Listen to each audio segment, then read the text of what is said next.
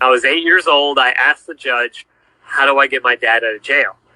The judge looked at me and said, if you want to get your dad out, you have to become a judge. And so I started studying about the law. And one of the things that I read was the original 13th Amendment of the Constitution, which is now no longer in the Constitution. But the original 13th Amendment says that an attorney or a lawyer cannot hold any public office. It's illegal for attorney to work. And basically, I explained in my paperwork that everybody in the courtroom has a financial interest in this case. And that it's actually, and why is that? Because they take your bonds in all the case and they trade them on their private stock market.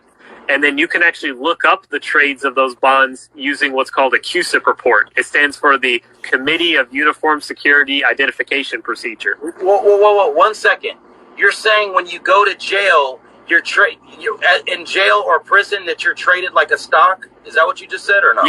Yes. And they use your social security number to create those bonds. I can prove it too because I have my father's CUSIP report.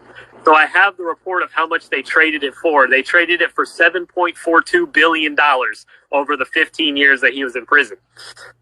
And so that, and they do that with all the cases.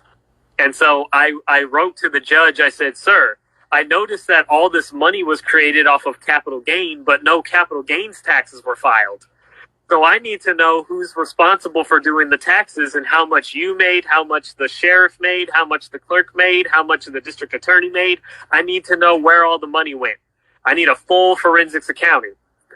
And when I did that, I gave all the paperwork to the clerk and I said, I need you to please give this to the judge so he can read it. And I wrote him a private letter that says, please have your accountant prepare the 1099 OID and all the accounting revolving around these bonds.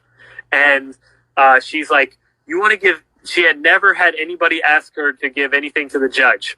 And I was like, yes, if you could please do that. And she said, okay. And she was real sweet. She went to the back, gave the judge the paperwork. And then the clerk opened up the door. And then I said, excuse me, ma'am, are you the clerk of the court?